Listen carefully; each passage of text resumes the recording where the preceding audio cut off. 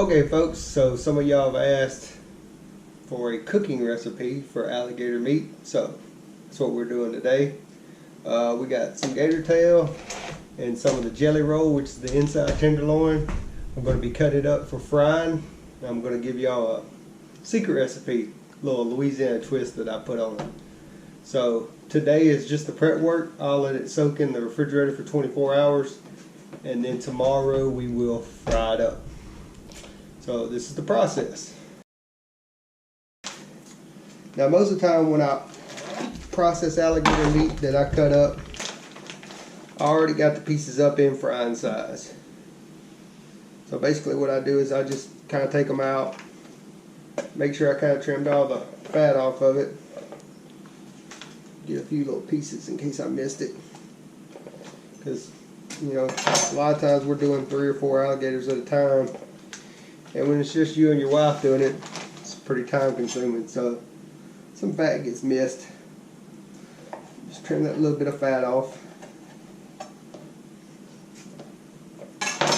And I'll basically go through all the pieces and make sure they're good shape for frying and no fat. So when we process these alligators, we always put them in vacuum seal bags.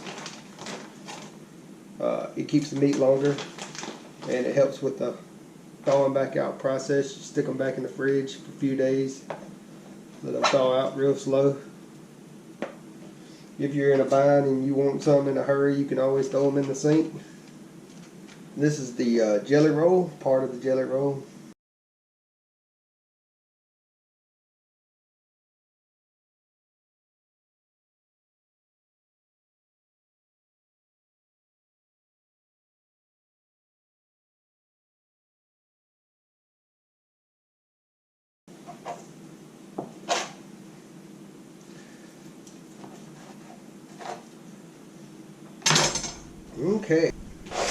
Okay, now that we got all the pieces cut up, I'm going to make a bag, put these in, and then I'm going to make a marinade with my special ingredient, and then we're going to put those back in the fridge and let them soak overnight, and we'll be cooking them tomorrow evening, frying them. Now you certainly don't have to waste one of your vacuum seal bags if you don't want to. Ziploc bag work just fine. You can put it in a bowl and soak it overnight if you want to. I just personally like doing it like this, that way when I put it back in the fridge, it won't leak everywhere. No leak. Put all my meat in here.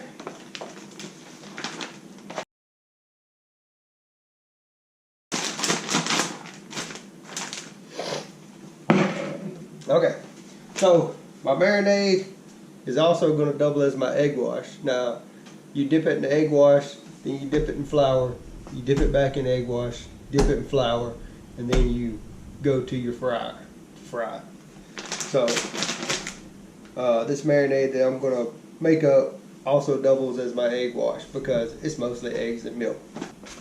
So I'm going to be taking 4 eggs.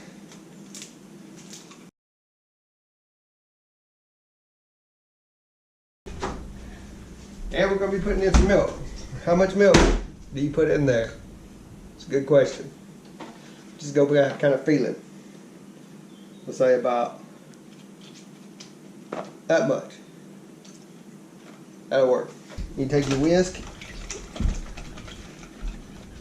Now after you get this mixed up, if it doesn't look like it's covering your meat all the way up, all I ever do is just throw extra egg and a little more milk in there. But what I'm always looking for is that yellow color.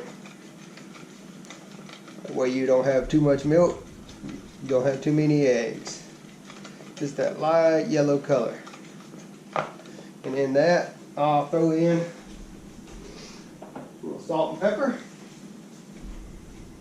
And I promised you a secret ingredient. Here it is. This is Louisiana Crawfish and Crab Bowl. Well, shrimp and crab bowl. Pretty standard in every home in Louisiana, I would think. We have ours left over from crawfish bowls in the spring. You obviously don't have to get one this big.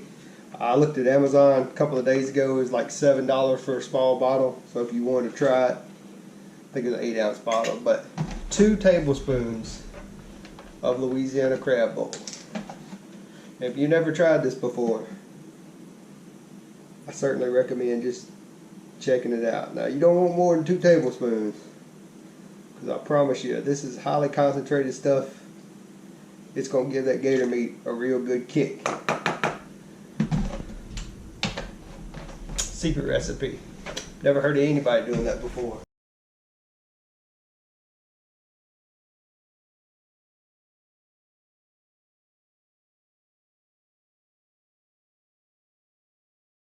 Done.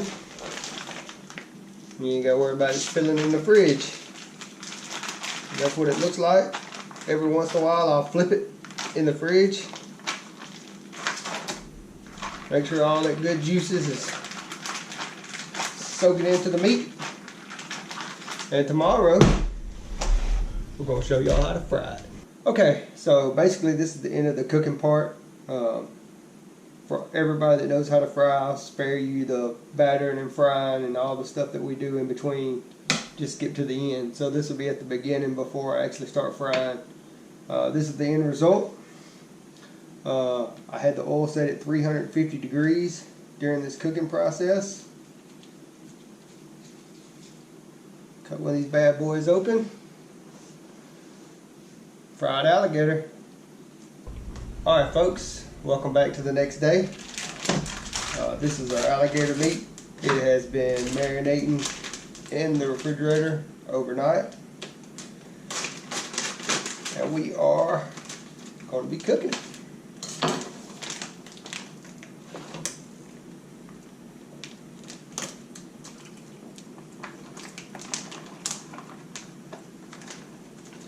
Start by pouring it out like so.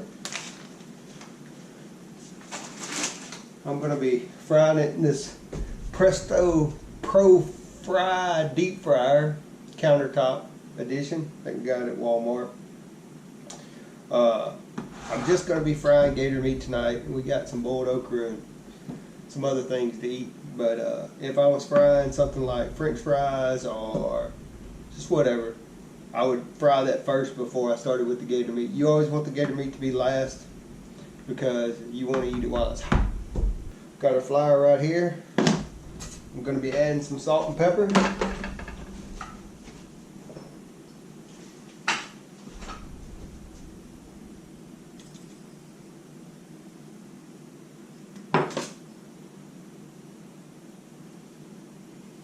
To the flour. And you don't want to overdo it because you already got salt and pepper in your marinade as well. And then we're going to hit it with some Cajun seasoning. That's just a personal preference. You obviously don't have to hit it with Cajun seasoning if you don't want to. Stick our meat in here.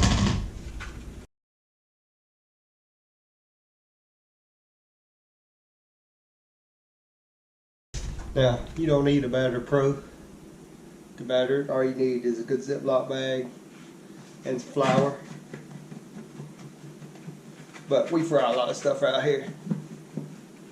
What we're going to end up doing is we're going to end up putting it back into the egg wash and then back into the flour again. So all the pieces I got left over in the egg wash, I'll take them out, put them on a plate. So I can put my flour pieces back in the egg washed before I start frying them. Batter pretty well.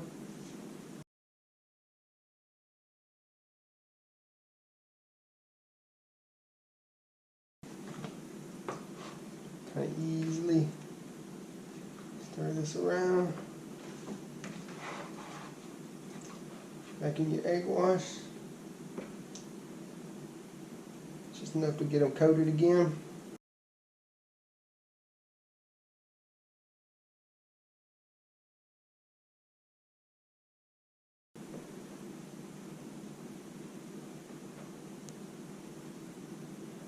Alright, put the lid on.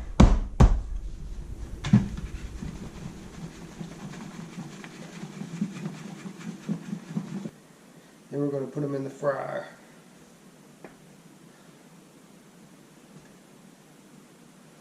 So, I'm going to lower the basket down.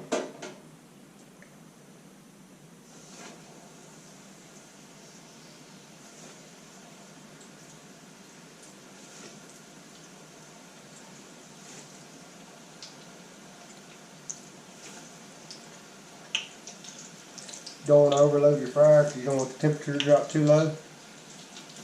So it's going to take, especially the fryer that size, it's going to take several times to get it all fried up. I think it's typically about 8 minutes, but I always go off the float method. When they're all floating real good and it's got that good color that you want. Good. Alright, let's see the POV shot.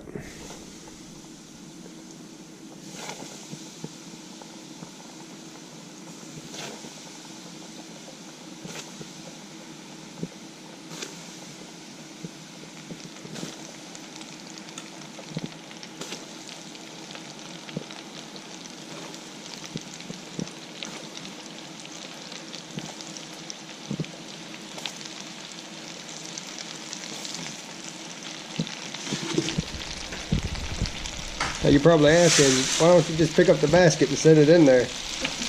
Pick up the basket, load the basket, set them in there. Well, supposedly that helps with it sticking together.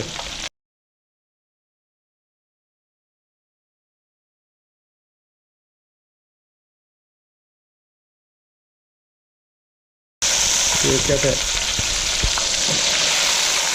it's got that tan color to it right now. I can tear that halfway.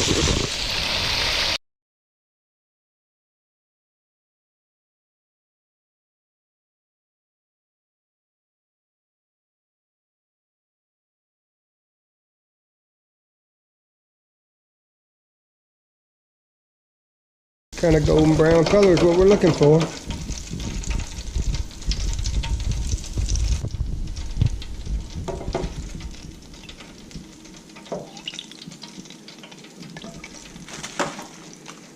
Okay, so for the few of y'all that asked for a cooking video, well, this is it. I did fried alligator because it's pretty much the easiest way to cook it and one of the best ways in my opinion.